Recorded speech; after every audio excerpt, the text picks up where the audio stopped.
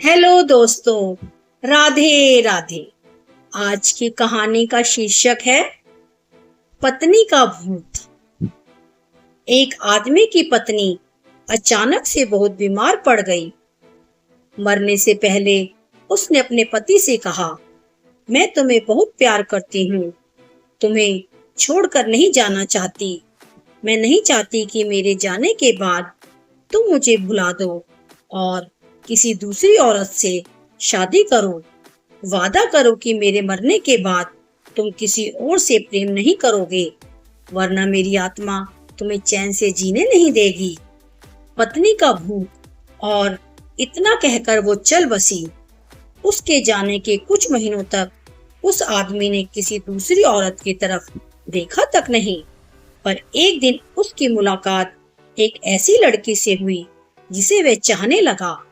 बात बढ़ते बढ़ते शादी तक आ गई और उनकी शादी हो गई। शादी के ठीक बाद आदमी को लगा कि कोई उससे कुछ कह रहा है। मुड़कर देखा तो वो उसकी पहली पत्नी की आत्मा थी।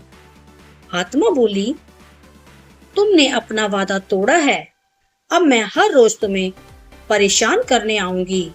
और इतना कहकर वो गायब हो गई। आदमी घबरा गया। उसे रात भर नींद नहीं आई। अगले दिन भी रात को उसे वही आवाज सुनाई दी, मैं तुम्हें चैन से नहीं जीने दूंगी। मैं जानती हूँ कि आज तुमने अपनी नई पत्नी से क्या क्या बातें की। और उसने आदमी को अक्षरशः एक एक बात बता दी। आदमी डर कर कांपने लगा। अगले दिन वह शहर से बहुत दूर एक जैन मास्टर के पास गया और सारी बात बता दी। मास्टर बोले, ये प्रेत बहुत चालाक है। बिल्कुल है, तभी तो मेरी एक एक बात उसे पता होती है। आदमी घबराते हुए बोला। मास्टर बोले, कोई बात नहीं, मेरे पास इसका भी इलाज है। इस बार जब तुम्हारी पत्नी का भूत आए तो मैं जैसा कहता हूँ तुम ठीक वैसा ही करना। उस रात जब आत्मा वापस आई तो आदमी बोला, तुम इतनी चालाक हो, मैं तुमसे कुछ भी नहीं छिपा सकता। और जैसा कि तुम चाहती हो, मैं अपनी पत्नी को छोड़ने के लिए भी तैयार हूँ, पर उसके लिए तुम्हें एक प्रश्न का उत्तर देना होगा। और अगर तुम उत्तर ना दे पाई तो तुम्हें हमेशा हमेशा के लिए मेरा पीछा छोड़ना होगा। पत्नी का भूत बोला, मंजूर है, पूछो अपना प्रश्न। आदमी ने फौरन जमीन पर पड़े बहुत सारे छोटे छोटे कंकड़ अपनी मुट्ठी में भर लिए और बोला, बताओ मेरी मुट्ठी में कितने कंकड़ हैं। और ठीक उसी समय भूत गायब हो गया। कुछ हफ्तों बाद वो एक बार फिर से जैन मास्टर के पास उनका शुक्रिया अदा करने पहुंचा। मास्टर, उस भूत से मेरा पीछा छुड़ाने के लिए मैं जीवन भर आपका आभारी रहूंगा। आदमी बोला, पर मैं ये नहीं समझ पाया कि आखिर उस प्रश्न में ऐसा क्या था कि एक झटके में ही भूत गायब हो गया। मास्टर बोले, बेटा, दरअसल कोई भूत था ही नहीं। मतलब? आदमी आश्चर्य से बोला, हाँ, कोई भूत था ही नहीं। दरअसल दूसरी शादी करने की वजह से तुम्हें एक अपराध बोध महसूस हो रहा था और उसी वजह से तुम्हारा दिमाग एक भ्रम की स्थिति पैदा कर तुम्हें भूत का अनुभव करा रहा था। मास्टर ने समझाया, पर ऐसा था तो वो मेरी हर एक बात कैसे जान जाता था? आदमी ने पूछा।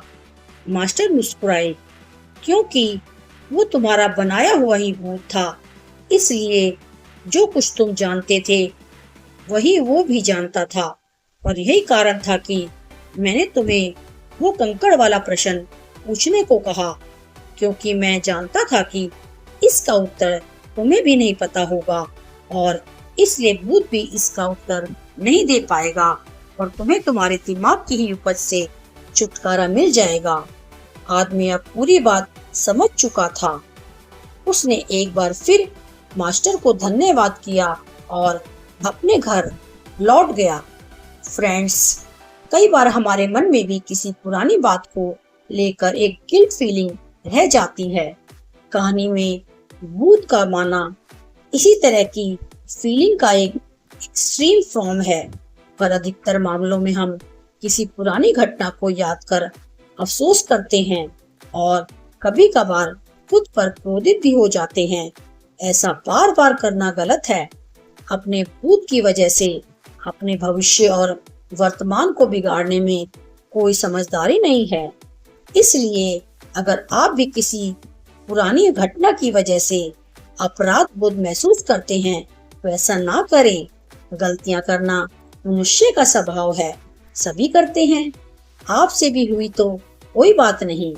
इस घटना को पीछे छोड़ें और अपने जीवन को सार्थक बनाने की दिशा में काम करें। आपसे निवेदन है कि कृपया हमारे चैनल को लाइक एवं सब्सक्राइब कीजिए और नई नई कहानियाँ पढ़िए, देखिए और सुनिए। यह कहानियाँ जो कि उदाहरण के रूप में है, यदि आप अपने बच्चों को और समाज में सुनाते हैं तो निश्चित ही सभी का बेहतर चित्त एवं चरित्र निर्माण होगा। आपका बहुत बहुत धन्यवाद।